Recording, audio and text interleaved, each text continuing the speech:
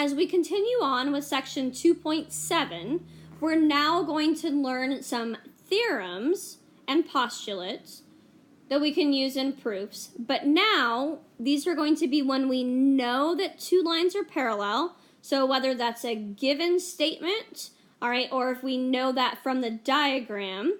Okay, for example, here in this postulate, we can see that lines J and K are parallel because of this symbol. All right, and then if we want to make conclusions about the angles formed by the transversal, then we will be using these postulates and theorems. Remember, postulates don't have to be proven before we can use them, but theorems do.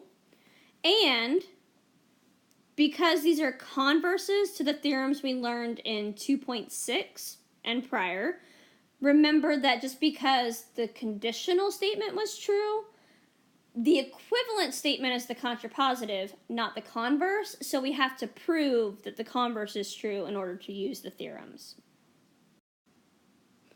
But luckily, this first statement here is a postulate, so we're just going to look at what we need in order to use it.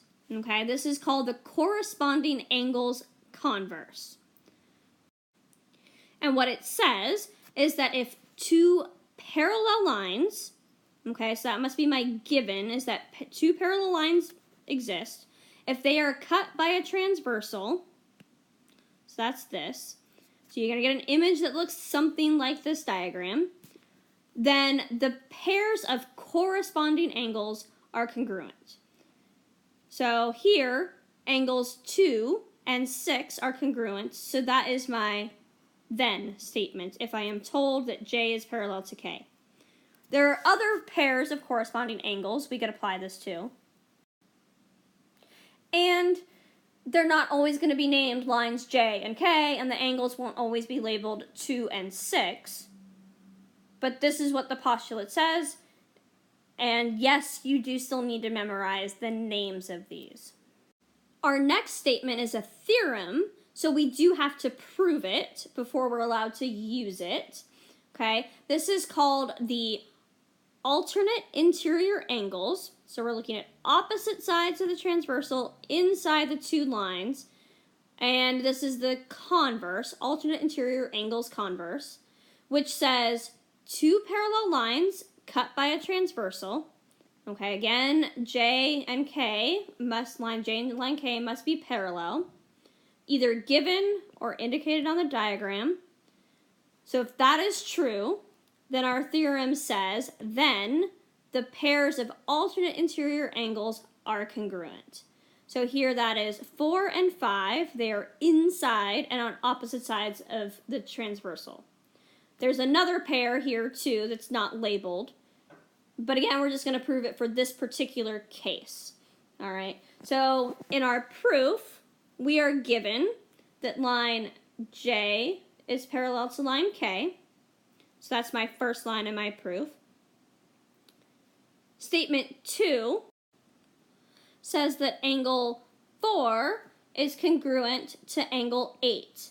So we need to ask ourselves, how do I know that? It's not given.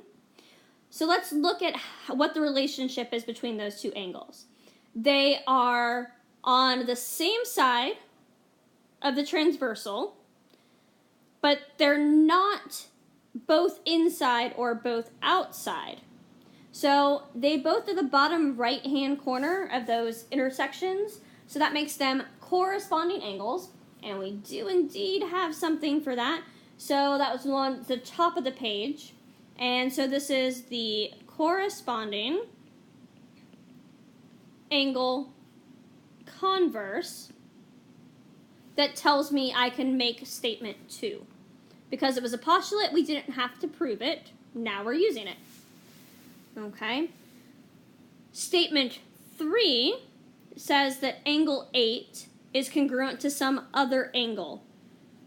Well, I don't necessarily know where I'm going next, but I know that I need to prove that angle 4 is congruent to angle 5. I already have angle 4 in another statement, and I have 8 in 2 statements. So I know I'm going to have to set 2 things as both congruent to angle 4. which means my reason for the fourth statement is going to have to be transitive property of congruence. So what's the angle I'm getting to? Well, angle 5 hasn't been mentioned yet, so that's going to have to be what is there. So now let's look at the picture, and we have angle 8 and angle 5. Oh, well, what's the relationship between those? Line J doesn't matter, we're just looking at K and T and the intersection of those two lines.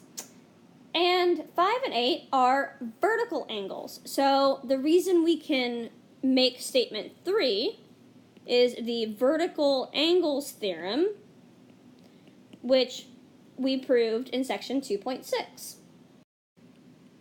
Our next theorem that we're going to prove is the alternate exterior angles converse, which says if two parallel lines are cut by a transversal, so we must be told that these two lines are parallel, then the pairs of alternate, so opposite sides of the transversal, exterior, outside the parallel lines, are congruent. So if these are all true, then I can say that 1 is congruent to 8, and I could also say that this angle here is congruent to this angle here.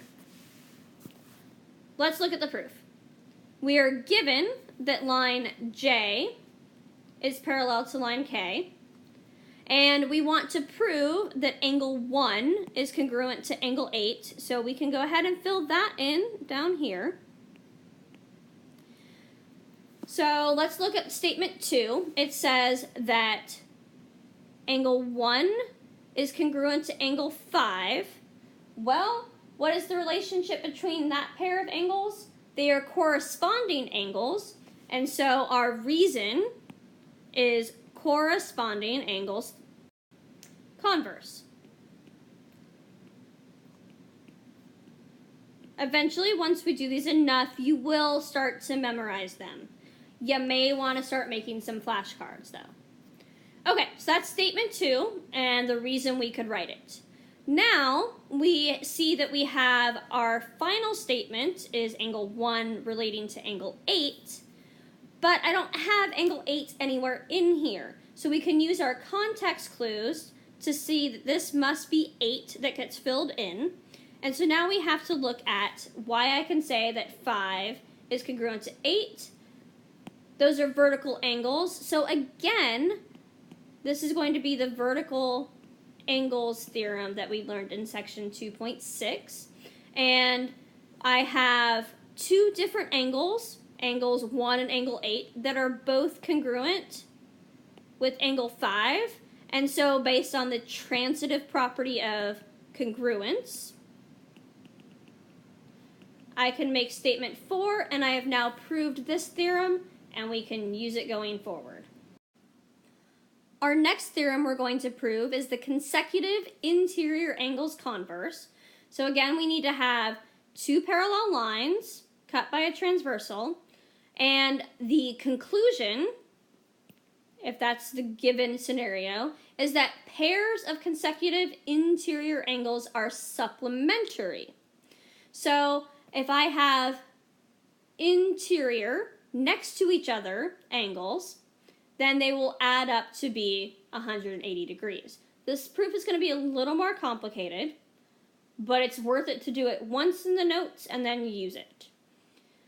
So, given our standard diagram here, with J parallel to K, we're going to prove that angle 3 is a supplement of angle 5.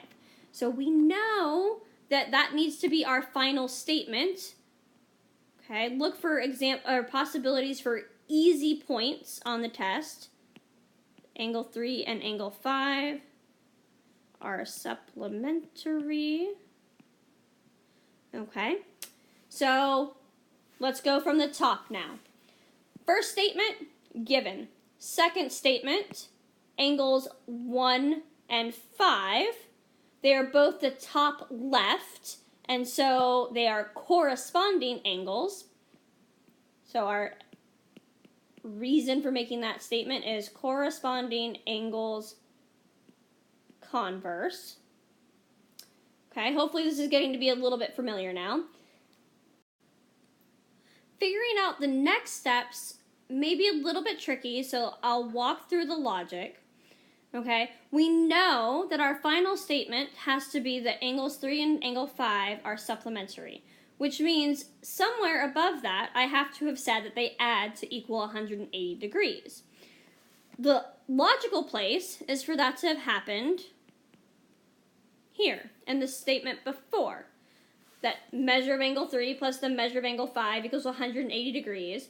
And so the reason for 6 is the definition of supplementary angles. And then 3 and 5, I don't have anything in the diagram that shows me that they're a linear pair or that they're supplementary. It's not given. So I had to go from something else. So 5 and 1 are related in statement 2, which means, if they're congruent angles, what do I know about them? I know that the measure of angle 1 equals the measure of angle 5 based on the definition of congruent angles. And so in statement 4, okay, I can look at 1 and 3, and they are here. They're a linear pair, so they add to be 180 degrees. And then because angle 1 has the same measure as angle 5, I could have replaced that here, and then the other one must be angle 3 for it to stay the same. And angle 1 and 3 add to be 180 degrees because they are a linear pair. So statement 4 comes from the diagram, and we see that they are adjacent and they form a straight line on their non-adjacent sides. So definition of a linear pair. And then statement 5, I merely substituted in an equal value, and so that is the substitution property of equality, and I've now filled in all the steps and my proof is complete. Now we're going to use our theorems that we have just proved, and maybe a couple of postulates and some things from 2.6 and before that. But we're going to just look at the diagrams and we're going to use logic to figure out the measures of the numbered angles. Okay, so in example A, we know a single angle right here is 115 degrees. We also know this one. So we know that those are 90 degrees right there. And from the picture, we know that these two lines are parallel, so we can use all of these theorems that we just went through all the effort of proving. So we know that some of these numbered angles are going to equal 115 degrees. For example, angle 6 is a vertical angle with the one that we know, and we know vertical angles have the same measure, so that is 115 degrees. And angle 2 is a corresponding angle with our initial known angle, so it is also 115 degrees. And then angle 3, you can either think of it as a vertical angle with angle 2, or it is a corresponding angle to angle 6. Either way, we know what it is as well. Okay, so we've already knocked out 3. Okay, now we have to figure out 1, 4, 5, and 7. So let's start with 1. And what do we know? We know that angles 1 and 2 are a linear pair, so they are supplementary and they add to be 180 degrees. So now we have to take 180 minus 115, and that gives us 65 degrees. So we know that angle 1 is 65 degrees. We know that angle 4 is a vertical angle with angle 1, so it is also 65 degrees. Angle 5 is a corresponding angle with angle 1, or it's an alternate interior angle with angle 4, or it's a linear pair with the original known angle. Pick your poison. Either way, we know that it is also 65 degrees, and so is angle 7.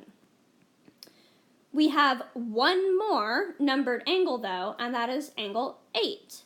So angles 1 through 7 were based off of our diagonal transversal, but 8 is formed by this transversal here. We do actually know that this angle shown here is a right angle. It doesn't have a name, it doesn't have a number, but that symbol means it's 90 degrees. And so angle 8 is above both of our parallel lines, and it is to the right of the transversal, also like our known angle here. So that makes it a corresponding angle with that right angle. So therefore we know that it must have a measure of 90 degrees because corresponding angles have equal measure. In our next example, we know two angles. We know this one's 145 degrees and this one's 65 degrees. So I'm not sure yet how that 145 is going to help me, but the 65 degree angle is a vertical angle with angle 5. So we know that angle 5 is 65 degrees.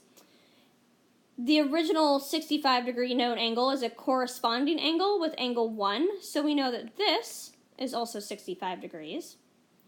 From here, knowing angle 1, we can figure out angle 4, because I know that these two must add to be 180 degrees. So 180 minus 65 equals 115. So we know that angle 4 is 115 degrees. What else? I don't know what 2 is because it's not a vertical angle with 4 because this is subdivided. And I don't know what 3 is either because I know 1, 2, and 3 together add to be 180, but I have 2 unknowns in there. So this is where the 145 degrees becomes important because this unlabeled little corner over here of my triangle, I can figure out what that is because I know that this is 180 degrees, so that is 180 minus 145, or 35 degrees. And so now I know that that's 65, I know that this is 35 degrees, and I know that the interior angles of a triangle add up to be 180 degrees. So I know that 2 is 180 minus 65 minus 35. So 180 minus 65 is 115. Minus 35 again is 80. So angle 2 is 80 degrees. And now I know that angle 3 is 180 for this straight line, but minus 65 for angle 1, and then minus 80 degrees for angle 2, and what I am left with is 35 degrees. I also could have figured that out because, again, these two lines are parallel, and this is a different transversal, and so this little angle here and angle 3 are alternate, opposite sides of the transversal, interior angles, so they also have equal measure. In our next set of examples, we're going to use the same sort of logic to find unknown angles, but we're going to go one step further and find some missing variables. Okay, so in A, we have x and we have y. So let's look at x first. Okay, so I know that these two vertical lines are indeed parallel because it's indicated, and I know that this angle is 90 degrees because it's shown. So how does that 2x relate to that 90 degree angle that we know? Well, they are both inside the two parallel lines, so they're interior, and they're next to each other. So that's consecutive interior angles, and we know based on our consecutive interior angles Converse theorem that those two angles are supplementary. Well, what does that mean? That means that 2x plus that right angle of 90 degrees equals 180 degrees. So now I just have to solve for x. So subtract 90 from both sides, and then I divide both sides by 2, and x equals 45. Now we have to figure out y. So y appears in both of those angles, and we still know the two sides of this shape are parallel, and both of these angles are inside those parallel lines, and they are consecutive. So again, we know, based on our consecutive interior angles converse theorem, that 3y plus 6y must add up to be 180 degrees because those two angles must be supplementary. So combine like terms on this side, divide both sides by 9, and y equals 20. In our next diagram, there's a couple of ways you could go about this, all right? But we're going to start off by checking to make sure we have a pair of parallel lines. And we have a known angle of 90 degrees here, and we know that this angle is 52 degrees. And we have x in one corner, and then we have y in sharing that same corner of the total diagram. So, all right, I only have two transversals that have angles labeled. So let's look at this first one. So this transversal here, because I know this 52 degrees, and let's look at x. So 4x and 52 degrees are both inside my set of parallel lines, so they're interior, but they're not on the same side of that transversal, so they're alternate interior angles, and so we know that they are congruent, so I know that 4x equals 52, and so divide both sides by 4, and x equals 13, but I know that this total angle is 52, don't know if we'll need that, okay, but now we have to figure out what y is, okay, and so we're going to look at this whole corner, okay, and now this transversal, I know this angle here, and so I know that consecutive interior angle, so this whole corner, must equal this known right angle. So 52, which is my 4x angle, but that equals 52. 52 plus 3y plus 2 must add up to equal 90 degrees. So combine some like terms here. This is a plus sign, so my parentheses just go away. So 52 plus 2 is 54. 3y stays where it is, equals 90. Subtract 54 from both sides. 3y equals 36. Divide both sides by 3, and y equals 12. And I know both my variables. For our next diagram, we don't have any symbols on the diagram to tell us that we have parallel lines, but we have some statements. So A is parallel to B. So line A is this one. So you could actually draw in little triangles if you wanted to. And then C is parallel to D, so we'll pick another color. Okay, so C is parallel to D. Okay, so we know that this angle right here is 105 degrees. So X, Y, and Z all are in different angles, and we're going to have to figure out the relationship to our one known angle. So let's start with X. X is inside my two green parallel lines along with 105 degrees, and they are then, so those are my parallel lines, then line A is my transversal, and so they're consecutive interior angles. So I know that X plus 105 has to add up to be 180 degrees because consecutive interior angles are supplementary. So they add to 180. Solving for x, I subtract 105 from both sides, and I get that x equals 75 degrees. From there, x and 2z are corresponding angles. Now, if I take line A and line B to be my two parallel angles, and line D to be my transversal, so I know that x equals 2z, so 75 equals 2z. Divide both sides by 2, so this becomes 37.5 equals z.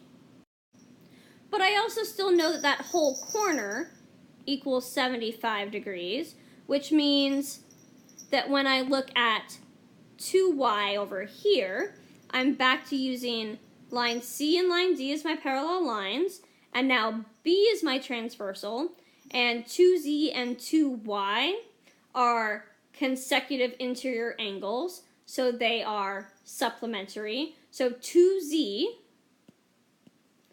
plus 2y equals 180. I know that 2z is 75, so I can plug that directly in there. So 75 plus 2 times y equals 180 degrees. Subtract 75 from both sides, 2y equals 105. Divide both sides by 2, and y equals 52.5.